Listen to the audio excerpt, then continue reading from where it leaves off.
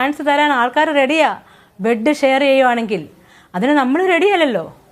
ഈ സമയത്ത് പുള്ളിക്കാരൻ എന്നോട് പരിചയപ്പെടുന്നു, ചോദിക്കുന്നു, പേരൊക്കെ ചോദിക്കുന്നു. ഹസ്ബൻഡ് എവിടെ? ഗൾഫിലാണ്. അപ്പോൾ പതുക്കെ ട്രാക്കിലോട്ട് കയറുന്നു. അല്ല മിനു, ഈ ഹസ്ബൻഡ് ഗൾഫിലാണെങ്കിൽ കാര്യങ്ങളൊക്കെ എങ്ങനെ തനിയെ ജീവിക്കും, എന്ത് ചെയ്യും, ഇങ്ങനെയൊക്കെ കാര്യങ്ങളൊക്കെ. അപ്പോൾ ഹേമ കമ്മിറ്റി വന്നതോടുകൂടി സിനിമാ ഫീൽഡിലുള്ളവർക്കെല്ലാം മുട്ടൻ പണിയാണ് കിട്ടിക്കൊണ്ടിരിക്കുന്നത്.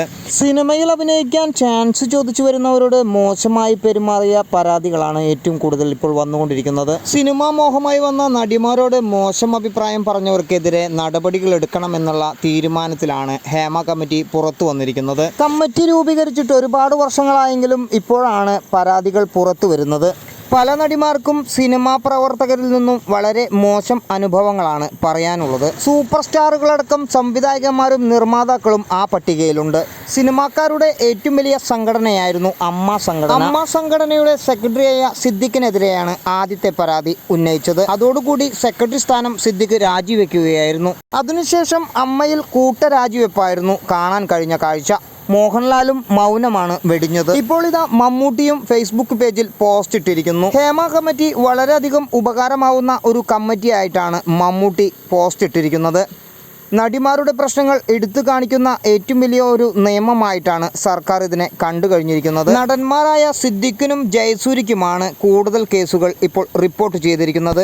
വളരെ ചെറുപ്രായത്തിൽ സിനിമാ ഫീൽഡിൽ സിനിമാ മോഹവുമായി എത്തിയ നടനായിരുന്നു മണിയൻ പിള്ള രാജു. പിന്നീട് അങ്ങോട്ട് അദ്ദേഹത്തിന് സിനിമ നിർമ്മാതാവെന്ന പേര് കൂടി ലഭിച്ചിരുന്നു. ഇപ്പോൾ ഇതാ മണിയൻപിള്ള രാജുവിനെതിരെയാണ് നടി പുറത്തു വന്നിരിക്കുന്നത്. കലണ്ടർ എന്ന സിനിമയിൽ അഭിനയിക്കാൻ പോയപ്പോൾ മണിയൻപിള്ള രാജു ചേട്ടൻ്റെ ഭാര്യയായിട്ടാണ് അതിൽ അഭിനയിക്കാൻ പോയത്. അപ്പോൾ ആദ്യ സമയങ്ങളിലൊക്കെ ഞാൻ തനിയായിരുന്നു വണ്ടി ഓടിച്ച് പോയിക്കൊണ്ടിരുന്നത്. അപ്പം ആ ലൊക്കേഷനിൽ മണിയൻപിള്ള രാജു ചേട്ടനെ എൻ്റെ കാറെ കയറ്റി വിട്ടു. അതെന്തോ ഡെലിബറേറ്റ്ലി ചെയ്തതുപോലെ എനിക്ക് തോന്നുന്നത്. അപ്പോൾ പുള്ളിക്കാരൻ കയറി എൻ്റെ വണ്ടി കയറി, ഞാൻ വണ്ടി ഓടിച്ച് ലൊക്കേഷനിലോട്ട് പോണു. ഈ സമയത്ത് പുള്ളിക്കാരൻ എന്നോട് പരിചയപ്പെടുന്നു, ചോദിക്കുന്നു, പേരൊക്കെ ചോദിക്കുന്നു. ഹസ്ബൻഡ് എവിടെ? ഗൾഫിലാണ്.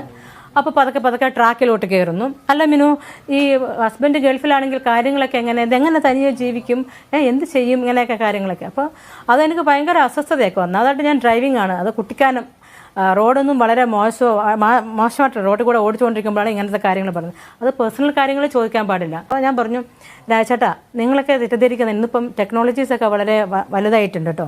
ഈ ഗൾഫുകാരുടെ ഭാര്യമാർ ഇങ്ങനെ സെക്സിന് വേണ്ടി ഇങ്ങനെ ജീവിക്കുന്നെന്ന് വിചാരിക്കരുത്. ഗൾഫുകാരുടെ ഭർത്താക്കന്മാർ ഭാര്യമാർക്ക് പല സാധനങ്ങളും ഇന്ന് നിലവിലുണ്ട്. ഇത്ര അറിഞ്ഞാൽ മതി. ചാൻസ് തരാൻ ആൾക്കാർ റെഡിയാ. ബെഡ് ഷെയർ ചെയ്യുവാണെങ്കിൽ അതിന് നമ്മൾ റെഡിയല്ലല്ലോ.